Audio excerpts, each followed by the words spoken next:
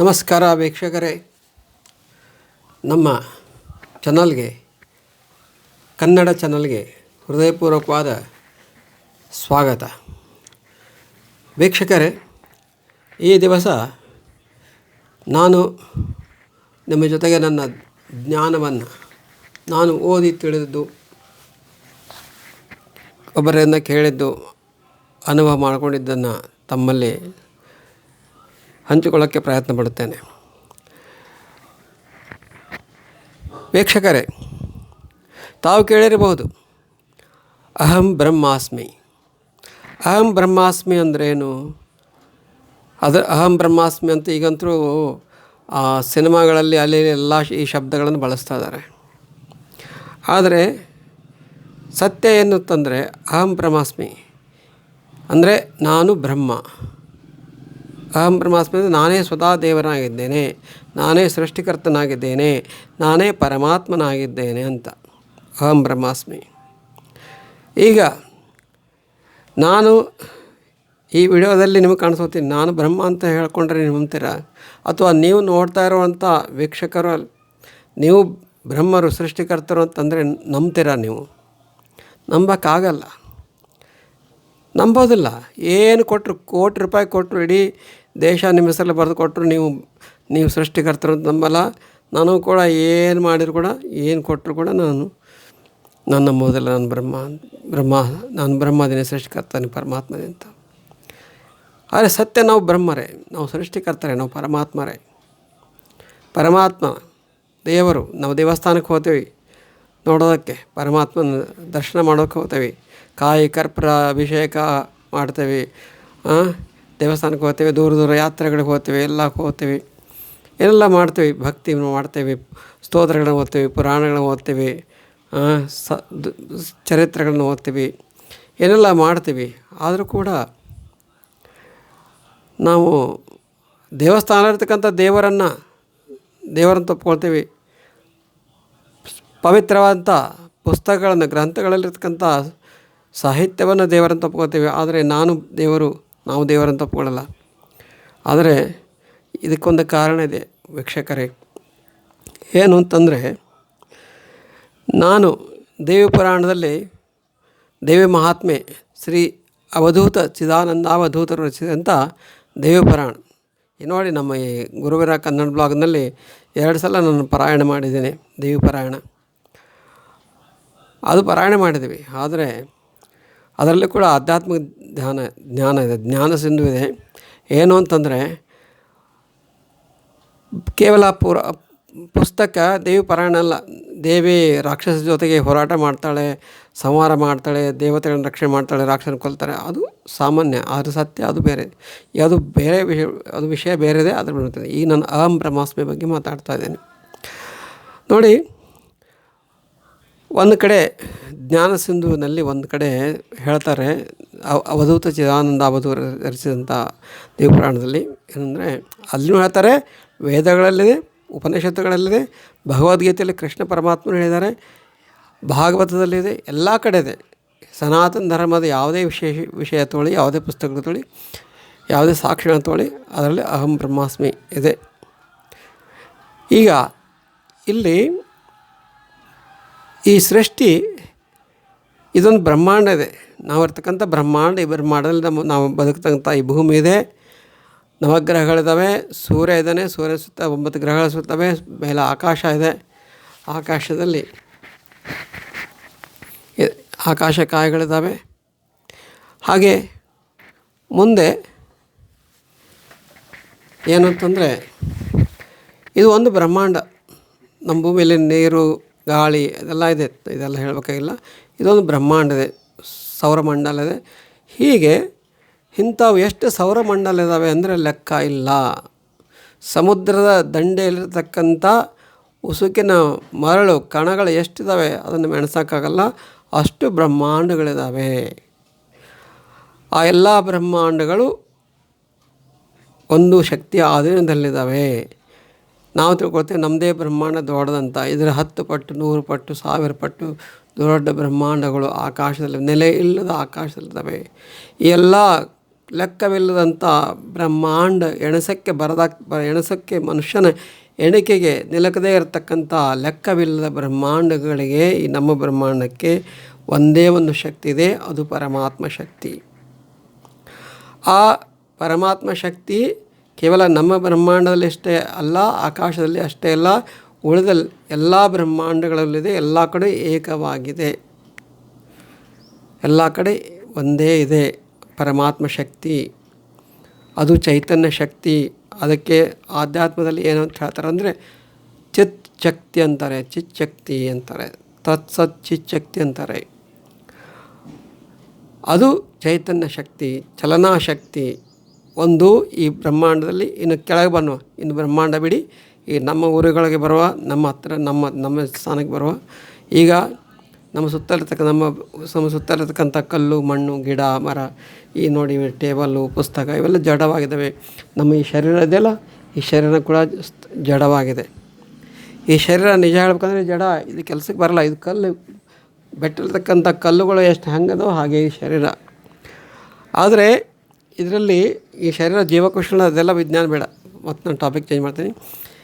ಒಂದು ಶರೀರವನ್ನು ಚಲನೆ ಇಡ್ತಕ್ಕಂಥ, ಒಂದು ಜಡವಸ್ತುವನ್ನು ಚಲನೆ ಇಡ್ತಕ್ಕಂಥ ಶಕ್ತಿ, ಒಂದು ಭೂಮಿಯನ್ನು ಸೂರ್ಯನ ಸುತ್ತ ಹಾಕುವಂಥ ಶಕ್ತಿ, ಸೂರ್ಯ ತನ್ನನ್ನು ತಾನು ಸುತ್ತುವಂಥ ಶಕ್ತಿ, ನೀರು ತೆರೆಗಳನ್ನು ಇಳಿಸುವಂಥ ಶಕ್ತಿ, ಚಂದ್ರ ಭೂಮಿಯನ್ನು ಸುತ್ತಂಥ ಶಕ್ತಿ, ಚಂದ್ರ ಬೆಳದಿಂಗಳನ್ನು ಕೊಡುವಂಥ ಶಕ್ತಿ, ಗಿಡ ಮರಗಳು ಇಂಗಾಲ ಡೈಆಕ್ಸೈಡ್ ತೊಗೊಂಡು ತಮ್ಮ ಆಹಾರವನ್ನು ಸೃಷ್ಟಿ ಮಾಡಿಕೊಂಡು ಆಮ್ಲಜನಕವನ್ನು ಮನುಷ್ಯನಿಗೆ ಬಿಡತಕ್ಕಂಥ ಶಕ್ತಿ. ನಮ್ಮ ಶರೀರದಲ್ಲಿ ಎಷ್ಟೋ ಕೋಟ್ಯಾಂತರ ಬಿಲಿಯನ್ ಜೀವಕೋಶಗಳಿದ್ದಾವೆ, ಬೇರೆ ಬೇರೆ ಥರದ ಜೀವಕೋಶಗಳಿದ್ದಾವೆ. ಎಲ್ಲ ಚಲನಗಳ ಶಕ್ತಿ, ನೀರಾಗಿರ್ತಕ್ಕಂಥ ಶಕ್ತಿ, ಗಾಳಿ ಆಗಿರ್ತಕ್ಕಂಥ ಶಕ್ತಿ, ಅಗ್ನಿ ಬೆಂಕಿ ಆಗಿರ್ತಕ್ಕಂಥ, ಇದೆಲ್ಲ ನಾವೇನು ನೋಡ್ತೀವಲ್ಲ ನೈಸರ್ಗಿಕವಾಗಿ, ಇದೆಲ್ಲವುಗಳ ಹಿಂದೆ ಒಂದು ಶಕ್ತಿ ಇದೆ, ಚಾಲನಾ ಶಕ್ತಿ, ಚಲಿಸುವಂಥ ಶಕ್ತಿ. ಒಂದು ಎಲೆಕ್ಟ್ರಿಕಲ್ ಮೋಟಾರ್ ಇದೆ, ಪಂಪ್ ಇದೆ, ಅದಕ್ಕೆ ಕರೆಂಟ್ ಹೊಡೆದ್ರೆ ಬಡ್ರದ್ದು ಮೋಟ್ರ್ ಚಾಲು ಆಗುತ್ತೆ. ಫ್ಯಾನ್ ಇದೆ ಮೇಲೆ, ಸೀಲಿಂಗ್ ಫ್ಯಾನು, ಅದಕ್ಕೊಂದು ಬಟನ್ ಹೊಡೆದ್ರೆ ತಿರುಗಿಸಿ ಮಾಡುತ್ತೆ. ಹಾಗೆ ಈ ನಮ್ಮ ಶರೀರಗಳಾಗಲಿ ಭೂಮಿಗಳಾಗಲಿ ಎಲ್ಲೇ ಆಗಲಿ ಇದಕ್ಕೊಂದು ಕರೆಂಟ್ ಬೇಕು. ಆ ಕರೆಂಟೇ ಆ ಪರಮಾತ್ಮನಾಗಿದ್ದಾನೆ. ಆ ಕರೆಂಟ್ ಇದೆಯಲ್ಲ, ಆ ಕರೆಂಟು ಸೀಲಿಂಗ್ ಫ್ಯಾನು ತಿರುಗಿಸುತ್ತೆ, ಫ್ರಿಜ್ ಕೆಲಸ ಮಾಡಿಸುತ್ತೆ, ಐರನ್ ಕೆಲಸ ಮಾಡಿಸುತ್ತೆ, ಟಿ ವಿ ಏನೇನು ಅದಾವಲ್ಲ ಎಲ್ಲನೂ ಚಲನೆ ಇಡ್ತದೆ. ಹಾಗೆ ವಿದ್ಯುತ್ ಇದೆಯಲ್ಲ, ಹಾಗೆ ನಮ್ಮದು ಕೂಡ ಒಂದು ಶಕ್ತಿ ಇದೆ. ಆ ಶಕ್ತಿ ನಮ್ಮ ಭಾರತದಲ್ಲಿ ಅಷ್ಟೇ ಅಲ್ಲ, ಅಮೇರಿಕಾ ವಿಶ್ವದಲ್ಲಿ ಅಷ್ಟೇ ಅಲ್ಲ, ಸೂರ್ಯನಲ್ಲಿ ಅಷ್ಟೇ ಅಲ್ಲ, ಚಂದ್ರನಲ್ಲಿ ಅಷ್ಟೇ ಅಲ್ಲ, ಈ ಬ್ರಹ್ಮಾಂಡ ಬಿಟ್ಟು ಲೆಕ್ಕವಿಲ್ಲದ ಲೆಕ್ಕಗೆ ಎಣಕೆದಂಥ ಬ್ರಹ್ಮಾಂಡಗಳಲ್ಲಿ ಎಲ್ಲ ಕಡೆ ಒಂದೇ ಶಕ್ತಿ ತುಂಬಿಕೊಂಡಿದೆ, ಆವರಿಸಿದೆ. ಅದು ಪರಮಾತ್ಮ ಶಕ್ತಿ. ಇದು ಆಯಿತಾ? ಈಗ ಆ ಪರಮಾತ್ಮ ಶಕ್ತಿ ಯಾವ ರೀತಿ ಆವರಿಸಿದೆ ಅಂತಂದರೆ, ಅದು ಇಲ್ಲದೇ ಇರತಕ್ಕಂಥ ಜಾಗ ಇಲ್ಲ. ನೀವೆಲ್ಲೇ ಕದ್ದು ಮುಚ್ಚಿ ಓಡಾಡಿ, ಅದಕ್ಕೆ ನಾವು ದೇವರಂತ ಕರೆದಿದ್ದೀವಿ. ಬೇರೆ ಬೇರೆ ಧರ್ಮದವರು ಬೇರೆ ಬೇರೆ ಥರ ಕರೆದಿದ್ದಾರೆ. ನಾವು ಅದಕ್ಕೆ ಶ್ರೀರಾಮ ಅಂತೀವಿ, ದೇವಿ ಅಂತೀವಿ, ಕೃಷ್ಣ ಅಂತೀವಿ, ಏನೆಲ್ಲ ಶಿವ ಅಂತೀವಿ, ಏನೆಲ್ಲ ಅಂತೀವಿ. ಇದೆಲ್ಲ ಅದೇ ಶಕ್ತಿ, ಒಂದೇ ಒಂದು ಶಕ್ತಿ ಇದೆ. ಆಮೇಲೆ ನೀವು ಅನ್ನೋದು ದೇವರೊಬ್ಬ ನಾಮ ಹಲವು. ನಮ್ಮ ಹಿಂದೂ ಸನಾತನ ಧರ್ಮದಲ್ಲಿ ಎಷ್ಟೊಂದು ದೇವತೆಗಳಿದ್ದಾರೆ, ಅದೆಲ್ಲ ಮುಂದಿನ ವಿಡಿಯೋಗಳಲ್ಲಿ ಹೇಳುವ ದೇವತೆಗಳು ಹೆಂಗಿದ್ದಾರೆ ಅಂತ. ಬೇರೆ ಬೇರೆ ಇಲ್ಲ, ಯಾರೂ ದೇವತೆಗಳು ಬೇರೆ ಬೇರೆ ಇಲ್ಲ, ಒಂದೇ ಒಂದು. ಶ್ರೀರಾಮನು ಅವನೇ, ಅಲ್ಲಾನು ಅವನೇ, ಜೀಸಸ್ ಕ್ರಿಸ್ತ ಆರಾಧಿಸಿದಂಥ ಗಾಡ್ ಅವನೇ, ಎಲ್ಲ ಧರ್ಮದವರ ಎಲ್ಲ ಅವನೇ. ಅವನನ್ನು ತಲುಪುವಂಥ ಮಾರ್ಗಗಳು ಬೇರೆ ಬೇರೆ ಇದ್ದಾವೆ. ಆ ಮಾರ್ಗಗಳು ಯಾವ ರೀತಿ ಇದ್ದಾವೆ, ಸರಳವಾದ ಮಾರ್ಗ ಹೆಂಗಿದೆ ಅವು ಬೇರೆ, ಅದು ಮಾಡ್ತಾರೆ. ಈಗ ನನ್ನ ಶರೀರ ಇದೆ, ನಾನು ಮಾತಾಡ್ತಾ ಇದ್ದೀನಿ ಈ ವಿಡಿಯೋ ಮುಖಾಂತರ. ನಾನು ಮಾತಾಡ್ತಾ ಇಲ್ಲ, ನನ್ನ ನೋಡ್ತಕ್ಕಂಥ ಒಂದು ವಿದ್ಯುತ್ ಇದೆ, ಈ ಚಲನಾಶಕ್ತಿ ಇದೆ. ಈ ಶರೀರ ಅನ್ನೋದು ಒಂದು ಹೆಣ. ಈ ಶರೀರ ಇದು ಹೆಣ. ಈ ಶರೀರಕ್ಕಂಥ ಒಂದು ಚೈತನ್ಯ ವಿದ್ಯುತ್ ಇದೆಯಲ್ಲ, ಅದು ಇದು ಬಿಟ್ಟು ಹೋಯಿತು ಅಂದರೆ ಇದು ಹೆಣ ಆಗುತ್ತೆ. ಸಂಸ್ಕಾರ ಮಾಡ್ತಾರೆ ಅದಕ್ಕೆ, ತಿಳಿತಾ? ಆ ಚೈತನ್ಯ ಶಕ್ತಿ, ಚಲನಶಕ್ತಿ ಅದು ಯಾವುದು? ಪರಮಾತ್ಮ ಶಕ್ತಿ. ಅದು ಎಲ್ಲ ಕಡೆ ಇರತಕ್ಕಂಥ ಪರಮಾತ್ಮ ಶಕ್ತಿ ಇಲ್ಲಿನೂ ಇದೆ, ನನ್ನಲ್ಲೂ ಇದೆ, ವೀಕ್ಷಕರೇ, ನಿಮ್ಮಲ್ಲೂ ಇದೆ. ನೀವು ನಾವು ಬೇರೆಲ್ಲ. ಅದಕ್ಕೆ ಆತ್ಮ ಅಂತ ಕರೀತಾರೆ, ಪರಮಾತ್ಮ ಅಂತ ಕರೀತಾರೆ, ಜೀವಶಕ್ತಿ ಅಂತಾರೆ. ನಾವು ಮೂಲತಃ ಒಂದೇ. ಮೂಲತಃ ನಾವು ಬಂದಿರೋದು ಒಂದೇ ಶಕ್ತಿಯಿಂದ. ಪರಮಾತ್ಮ ಶಕ್ತಿ ಇದೆಯಲ್ಲ, ಅದರಿಂದನೇ ನಾವು ಸ್ಪ್ಲಿಟ್ ಆಗಿದ್ದೀವಿ. 1ರಲ್ಲಿ 2, 2ರಲ್ಲಿ 4, 4ರಲ್ಲಿ 6, 8, 12 ಹಿಂಗೆ ಸ್ಪ್ಲಿಟ್ ಆಗಿ ಎಷ್ಟು ಜೀವರಾಶಿಗಳಿದ್ದಾವೆ ಅಷ್ಟು ಒಡೆದು ಹೋಗಿದೆ. ಎಷ್ಟು ಗಿಡ ಮರಗಳಿದ್ದಾವೆ ಅಷ್ಟು ಒಡೆದೋಗಿದೆ. ಎಷ್ಟು ಪ್ರಾಣಿ ಪಕ್ಷಿಗಳಿದ್ದಾವೆ ಅಷ್ಟು ಹೊಡೆದೋಗಿದೆ. ಎಷ್ಟು ಹಂಚಿ ಹರಿದು ಹೋಗಿದೆ. ಒಂದೇ ಶಕ್ತಿ ಹಂಚಿ ಹರಿಯಲ್ಪಟ್ಟಿದೆ ಈ ಜಗತ್ತಿನ ತುಂಬ. ಅದೇ ಗಿಡವಾಗಿದೆ, ಅದೇ ಪಾರಿವಾಳವಾಗಿದೆ, ಅದೇ ಸಿಂಹವಾಗಿದೆ, ಅದೇ ಆನೆಯಾಗಿದೆ, ಅದೇ ಸೊಳ್ಳೆಯಾಗಿದೆ, ಅದೇ ಕ್ರಿಮಿ ಕೀಟಾಣು ಆಗಿದೆ, ಅದೇ ರೋಗಾಣು ಆಗಿದೆ, ಅದೇ ದೇವಸ್ಥಾನಕ್ಕಂಥ ಈಶ ಆಗಿದ್ದಾನೆ, ಅದೇ ದೇವಿಯಾಗಿದ್ದಾಳೆ, ಅದೇ ವಿಷ್ಣು ಆಗಿದ್ದಾನೆ, ಅದೇ ನಾರಾಯಣ ಆಗಿದ್ದಾನೆ, ಅದೇ ಅಲ್ಲ ಪರಮಾತ್ಮ ಜೀಸಸ್ ಆಗಿದ್ದಾರೆ. ಅಲ್ಲೇ ಅದರಿಂದ ಅದೇ ಅಮೇರಿಕನ್ ಆಗಿದ್ದಾರೆ, ಅದೇ ಜಪನೀಸ್ ಆಗಿದ್ದಾರೆ, ಅದೇ ಭಾರತವಾಗಿದೆ, ಅದೇ ಎಲ್ಲ ಅದೇ ನೀರಾಗಿದೆ, ಅದೇ ಗಾಳಿಯಾಗಿದೆ, ಅದೇ ಬೆಂಕಿಯಾಗಿದೆ, ಅದೇ ಆಕಾಶವಾಗಿದೆ, ಅದೇ ಉಸಿರಾಗಿದೆ, ಅದೇ ಕಣ್ಣಾಗಿದೆ, ಅದೇ ಮೂಗಾಗಿದೆ, ಅದೇ ನಾಲಿಗೆ, ಎಲ್ಲವೂ ಅದೇ ಆಗಿದೆ. ಅದೇ ಈ ಬಟ್ಟೆಯಾಗಿದೆ, ಅದೇ ಈ ಪುಸ್ತಕಗಳು ಎಲ್ಲವೂ ಅದೇ ಆಗಿದೆ. ಎಲ್ಲವೂ ಅದೇ ಆಗಿದೆ. ಕೈಲಿರ್ತಕ್ಕಂಥ ಮೈಕ್ ಕೂಡ ಅದೇ ಆಗಿದೆ. ಇದು ನಂಬಲ್ಲ ನೀವು? ಮೂರ್ಖ ಅಂತೀರ ನನಗೆ. ಮೂರ್ಖ ಅಲ್ಲ, ಇದು ಸತ್ಯ ಇದೆ. ಇದು ಸತ್ಯ ಇದೆ, ವಾಸ್ತವಿಕ ಸತ್ಯ. ನೀವು ನಂಬ್ರಿ ಬಿಡ್ರಿ, ನನಗೆ ಬೇಕಾಗಿಲ್ಲ. ಸತ್ಯ ಹೇಳ್ತಾ ಇದ್ದೀನಿ. ಸೂರ್ಯ, ನಾವು ಇವತ್ತು 2025 ಇಸ್ವಿಲಿದ್ವಿ. ಹಿಂದೆ ಕೋಟಿ ವರ್ಷಗಳನ್ನು ಹೋಗಿ ಆಗಲೂ ಕೂಡ ಸೂರ್ಯ ಇದ್ದ. ಮುಂದೆ ಕೋಟಿ ವರ್ಷಗಳು ಹೋಗಲಿ, ಆಗಲೂ ಇದೇ ಸೂರ್ಯ ಇರ್ತಾರೆ, ಇದೇ ಚಂದ್ರ ಇರ್ತಾರೆ. ಆ ಸೂರ್ಯನಲ್ಲಿರ್ತಕ್ಕಂಥ ಬೆಳಗುವ ಶಕ್ತಿ, ಚಂದ್ರನಲ್ಲಿರ್ತಕ್ಕಂಥ ಬೆಳದಿಂಗಳ ಶಕ್ತಿ ಎಲ್ಲ ಅವನೇ ಆಗಿದೆ. ಈಗ ನಾನು ಹೇಳ್ತೀನಿ ಕೇಳಿ, ಇದು ವಾಸ್ತವಿಕ ಸತ್ಯ ಇದೆ. ಈಗ ಆಯ್ತಲ್ಲ, ಎಲ್ಲವೂ ಅದೇ ಅಂತಲ್ಲ. ಒಂದೇ ಚೈತನ್ಯ ಶಕ್ತಿ, ಒಂದೇ ಚಲನ ಶಕ್ತಿ, ಎಲ್ಲ ಹಂಚಿ ಹರಿದು ಹೋಗಿದೆ. ಈ ಬ್ರಹ್ಮಾಂಡದಲ್ಲಿ ಅಷ್ಟೇ ಅಲ್ಲ, ಲೆಕ್ಕವಿಲ್ಲದ ಕೋಟಿ ಬಿಲಿಯನ್ ಅರಬ್, ಎಷ್ಟು ಲೆಕ್ಕ ಮಾಡೋಕ್ಕಾಗಲ್ಲ ಅಷ್ಟು ಬ್ರಹ್ಮಾಂಡಗಳಲ್ಲಿ ಇದೇ ಶಕ್ತಿನ ಹಂಚೋಗಿದೆ, ಹರಿದು ಹಂಚೋಗಿದೆ. ತಿಳ್ಕೊಳ್ಳಿ, ಇದು ವಾಸ್ತವಿಕ ಸತ್ಯ. ಬೇಕಾದ್ರೆ ಯಾವ ಜಗದ್ಗುರುಗಳ ಕೇಳಿ, ಈ ಭಾರತದಲ್ಲಿರ್ತಕ್ಕಂಥ ಯಾವುದೇ ದೊಡ್ಡ ಜಗದ್ಗುರುಗಳು ಮಹಾತ್ಮರು ಅದರಲ್ಲ, ಅವ್ರಿಗೆ ಕೇಳಿ, ಅವ್ರು ಸುಳ್ಳು ಅಂತೇಳಿ ಅನುಭವ ಹೇಳಿ. ಈಗ ನಾನು ಅಹಂ ಬ್ರಹ್ಮಾಸ್ಮಿ ಇರ್ತೀನಿ, ನಾನು ಪರಮಾತ್ಮ, ನೀವು ಪರಮಾತ್ಮ ಇರ್ತಿರ್ತೀವಿ. ಇದು ಹೆಂಗಾಯಿತು ಅಂತಂದರೆ, ನಾವು ಯಾಕೆ ಪರಮಾತ್ಮ ಅಂತ ಒಪ್ಪಿಕೊಳ್ಳಲ್ಲ ಅಂತ ಇದಕ್ಕೊಂದು ಕಾರಣ ಹೇಳ್ತೀನಿ. ನಾನು ಹೇಳೋದಲ್ಲ, ಸ್ವತಃ ಪರಮಾತ್ಮ ಜಗದೀಶ ಪರಮಾತ್ಮ ಬಂದು ಹೇ ನೀನು ಪರಮಾತ್ಮ, ನಾನೇ ನೀನಾಗಿದ್ದೀನಿ ಅಂತ ಹೇಳಿದ್ರು ನೀವು ನಂಬಲ್ಲ, ನಾನು ನಂಬಲ್ಲ. ಇದಕ್ಕೊಂದು ಕಾರಣ ಇದೆ ನೋಡಿ. ದೇವಪುರಾಣದಲ್ಲಿ ಒಂದು ಆಧ್ಯಾತ್ಮ ವಿಷಯ ಬರುತ್ತೆ. ಏನು ಅಂದರೆ, ಸೃಷ್ಟಿ ಹೆಂಗಾಯಿತು ಅಂತಂದರೆ ನೋಡಿ, ಒಂದು ಕಡೆ ಪಾರ್ವತಿ ಪರಮೇಶ್ವರರು ಕೂತಿರ್ತಾರೆ ಕೈಲಾಸದಲ್ಲಿ, ಇಬ್ಬರು ವಿಹರಿಸ್ತಿರ್ತಾರೆ, ಕೂತಿದ್ದಾರೆ, ಮಾತಾಡ್ತಾ ಕೂತಿರ್ತಾರೆ. ಆಗ ಪಾರ್ವತಿ ಗಂಡ ಶಿವನಿಗೆ ಕೇಳ್ತಾಳೆ, ನೋಡು ಇದೆಲ್ಲ ಬ್ರಹ್ಮಾಂಡಗಳು, ಇದೆಲ್ಲ ಏನು, ಇದೆಲ್ಲ ಯಾರಿಂದ ಆಗಿದೆ ಅಂತ, ಇದೆಲ್ಲ ಯಾರಿಂದ ಆಯಿತು ಅಂತ ಕೇಳ್ತಾಳೆ. ಆಗ ಶಿವ ಅಂತಾನೆ, ನನ್ನಿಂದ ಅಂತ ಹೇಳ್ತಾನೆ. ನನ್ನಿಂದ ಆಯಿತು, ನಾನು ಶಿವ, ಈ ಬ್ರಹ್ಮಾಂಡಕ್ಕೆ ಒಡೆಯಲ್ಲ, ನನ್ನಿಂದ ನಡೀತಾ ಇದೆ ಇದೆಲ್ಲ ಅಂತ. ಸರಿ ಪತಿದೇವ, ಈ ಬ್ರಹ್ಮಾಂಡ ಎಲ್ಲ ನಿಮ್ಮಿಂದ ನಡೀತಾ ಇದ್ದಾವಲ್ಲ, ಸರಿ ಈ ನೋಡಿ ನಾನು ತೋರಿಸ್ತೀನಿ ತಿಳ್ಕೊಂಡು ಏನು ಮಾಡ್ತಾಳೆ, ಖಾಲಿ ಬಯಲಿರ್ತಕ್ಕಂಥ ಒಂದು ಖಾಲಿ ಬಯಲಿರ್ತದೆ ಆಕಾಶದಲ್ಲಿ. ಖಾಲಿ ಬಯಲಿರ್ತದೆ. ಶಿವನಿಗೆ ಹೇಳ್ತಾಳೆ, ಹಿಂಗೆ ಚಿಟಿಕೆ ಹೊಡಿತಾಳೆ. ಚಿಟಿಕೆ ಹೊಡೆದ್ರೆ ಖಾಲಿ ಇರ್ತಕ್ಕಂಥ ಬಯಲಲ್ಲಿ ನೂರಾರು ಬ್ರಹ್ಮಾಂಡಗಳು ಸೃಷ್ಟಿಯಾಯಿತು. ಹುಟ್ಕೊಂಡು ಅಲ್ಲೆಲ್ಲ ಪ್ರತಿಯೊಂದು ಬ್ರಹ್ಮಾಂಡದಲ್ಲಿ ನೀರು, ಆಕಾಶ, ಗಾಳಿ, ಜೀವರಾಶಿಗಳು ಕಾಣಿಸುವಂಥದ್ದವೆ. ಇದನ್ನು ನೋಡಿದ ಶಿವ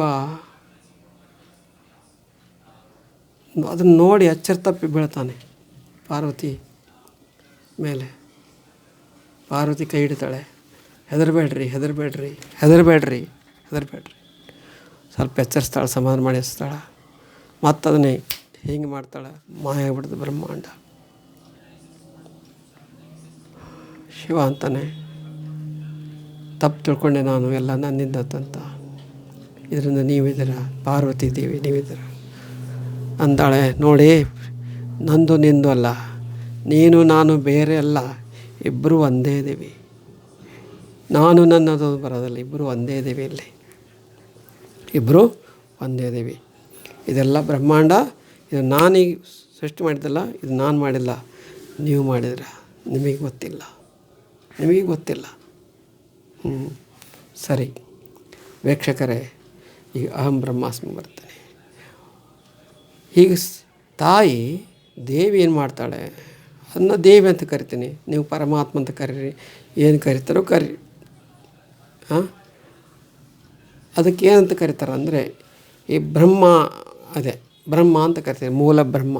ಇದು ಆಲ್ರೆಡಿ ಯಾವಾಗಲೂ ಇದೆ. ಇದೇನು ಬಯಲಿದೆಯಲ್ಲ ಆಕಾಶ, ಈ ಆಕಾಶದಲ್ಲಿ ಬ್ರಹ್ಮಾಂಡಗಳಿದ್ದಾವೆ. ತಮ್ಮ ಸ್ವತಂತ್ರವಾಗಿ ತಮ್ಮ ಚಲನೆಯನ್ನು ನಡೆಸ್ತಾರೆ. ನಮ್ದು ಹೆಂಗೆ ಸೌರಮಂಡಲ ಇದೆಯಲ್ಲ, ಹಾಗೆ ಕೋಟ್ಯಾಂತರ ಲೆಕ್ಕವಿಲ್ಲ ಬ್ರಹ್ಮಾಂಡಗಳು ತಮ್ಮ ತಮ್ಮ ಕೆಲಸಗಳನ್ನು ನಡೆಸ್ತಾ ಇರ್ತವೆ. ಕೆಳಗೆ ಮೇಲೆ ಅಕ್ಕ ಪಕ್ಕ ಸುತ್ತ ಎಲ್ಲ ಖಾಲಿ ಜಾಗ, ಕತ್ತಲು ಕತ್ತಲು, ಆಕಾಶ ಕತ್ತಲು, ಆಕಾಶ ಖಾಲಿ ಇದೆ, ಖಾಲಿ ಇದೆ. ನಕ್ಷತ್ರಗಳಿದ್ದಾವೆ, ನಮಗೆ ನಕ್ಷತ್ರಗಳೇ ಕಾಣ್ತವೆ. ಆದರೆ ಅದೊಂದು ಸೌರಮಂಡಲ ಇರುತ್ತೆ, ಅಲ್ಲೊಂದು ಸೌರಮಂಡಲ ಕೆಂಪಗೆ ಮಿನುಗುವಂಥ ಒಂದು ನಕ್ಷತ್ರ ಕಾಣುತ್ತೆ. ಅದು ಭಾಳ ದೂರ ಇರ್ತದೆ, ಅದು ಸೂರ್ಯನಾಗಿರ್ತಾನೆ, ಅದರ ಸುತ್ತಲೂ ಗ್ರಹಗಳು ಇರ್ತವೆ. ನಮಗೆ ಆ ನಕ್ಷತ್ರಗಳ ಹೋಗೋದು ಆಗಲ್ಲ. ಆ ನಕ್ಷತ್ರದಲ್ಲಿ ಆ ಸೂರ್ಯ ಇರ್ತಕ್ಕಂಥ ಜನರಿರ್ತಾರೆ, ಅವರಿಗೆ ನಮ್ಮ ಸೂರ್ಯ ನಕ್ಷತ್ರ ಥರ ಕಾಣ್ತಿರ್ತಾನೆ, ಅವ್ರಿಗೆ ನಮ್ಮ ಹತ್ರ ಬರೋಕ್ಕಾಗಲ್ಲ. ಇದು ಸತ್ಯ. ದೇವಿ ಹೇಳ್ತಾಳೆ, ಎಷ್ಟು ರಹಸ್ಯವಾಗಿ ಇಟ್ಟಾಳೆ ಅಂತಂದರೆ, ರಾಜರಾಜೇಶ್ವರಿ ಅಂತಾರೆ ಅದಕ್ಕೆ. ದೇವಿಗೆ ರಾಜರಾಜೇಶ್ವರಿ ಅಂತಾರೆ. ಯಾಕೆ ಹೇಳ್ತಾಳೆ, ಯಾಕೆ ಹೇಳ್ತಾಳೆ, ಒಂದು ಬ್ರಹ್ಮಾಂಡದ ಸುದ್ದಿ ಇನ್ನೊಂದು ಬ್ರಹ್ಮಾಂಡಕ್ಕೆ ತಿಳಿಬಾರ್ದು ಅನ್ನೋದು ಒಂದು ರಹಸ್ಯ. ಒಂದು ಬ್ರಹ್ಮಾಂಡ ಸುದ್ದಿ ಇನ್ನೊಂದು ಬ್ರಹ್ಮಾಂಡಕ್ಕೆ ತಿಳಿಬಾರ್ದು, ಸೀಕ್ರೆಟ್. ಅಕ್ಕಪಕ್ಕದ ಒಂದು ಮನೆಯ ಸುದ್ದಿ ಇನ್ನೊಂದು ಪಕ್ಕದ ಮನೆಗೆ ತಿಳಿಬಾರ್ದು. ಅವ್ರ ಮನೆಗೆ ಏನು ನಡೀತದೆ ಒಳಗೆ ನಮಗೆ ಗೊತ್ತಾಗಲ್ಲ, ನಮ್ಮ ಮನೆಗೆ ಏನು ನಡೀತದೆ ಅದು ಗೊತ್ತಾಗಲ್ಲ. ನಮ್ಮ ಮನೆ ಜಗಳ ಅವ್ರಿಗೆ ಗೊತ್ತಾಗಲ್ಲ, ಅವ್ರ ಮನೆ ಜಗಳ ನಮಗೆ ಗೊತ್ತಾಗಲ್ಲ.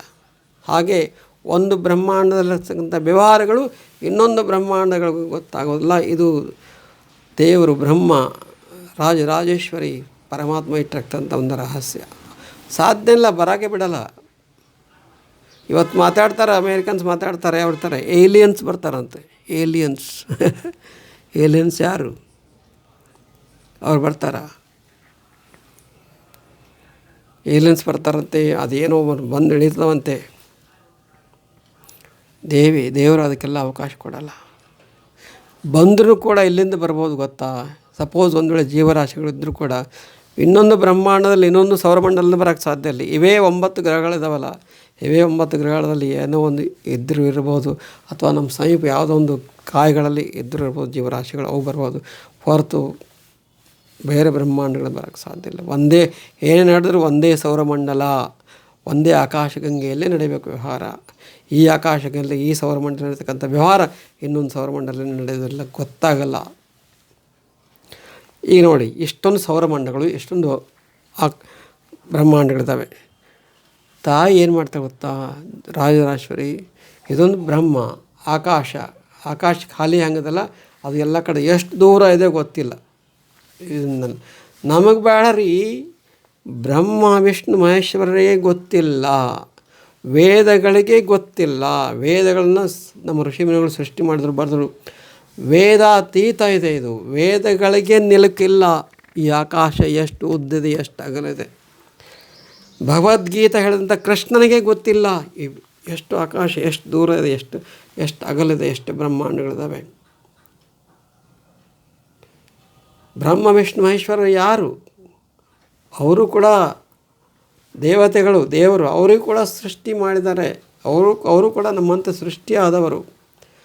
ಈಶ ಶಿವ ನಮ್ಮಂತೆ ಸೃಷ್ಟಿಯಾದವನು, ಕೃಷ್ಣ ನಮ್ಮಂತೆ ಸೃಷ್ಟಿಯಾದವನು. ಈ ಭೂಮಿಯಲ್ಲಿ ಇರದೇ ಇರ್ಬೋದು, ಪರಮಾತ್ಮನ ಕರ್ಸ್ಕೊಂಡಿದ್ದಾರಲ್ಲ ದೇವತೆಗಳು, ಅವರು ನಮ್ಮಂತೆ ಸೃಷ್ಟಿಸಲ್ಪಟ್ಟವರು. ಅವರಿಗೊಬ್ಬರು ಜನನೇ ಇದ್ದಾರೆ, ಜನ್ಮದಾತರೇ ಇದ್ದಾರೆ. ಒಂದು ಬ್ರಹ್ಮಾಂಡಕ್ಕೆ ಬ್ರಹ್ಮ ವಿಷ್ಣು ಮಹೇಶ್ವರರು ಅಧಿಕಾರಿಗಳು, ಸೃಷ್ಟಿ ಸ್ಥಿತಿ ಲಯ ಅಧಿಕಾರಿಗಳು. ಬ್ರಹ್ಮ ಸೃಷ್ಟಿ ಮಾಡೋದು, ವಿಷ್ಣು ಮೇಂಟೈನ್ ಮಾಡೋದು, ಶಿವ ಡಿಸ್ಟ್ರಾಯ್ ಮಾಡೋದು. ಬರ್ತ್, ಮೇಂಟೈನ್, ಡಿಸ್ಟ್ರಾಯ್.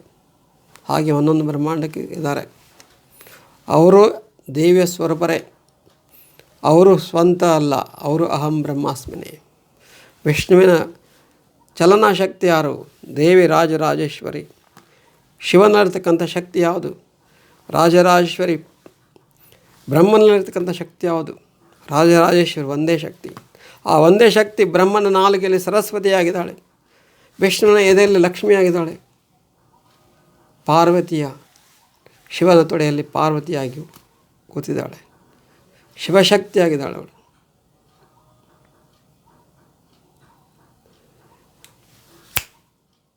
ಚಿಟಿಕೆ ಇದೆಲ್ಲ ಬ್ರಹ್ಮ ಅನ್ನೋದು ಯಾವಾಗಲೂ ಇದೆ, ಆದಿ ಇಲ್ಲ ಅಂತ ಇಲ್ಲ.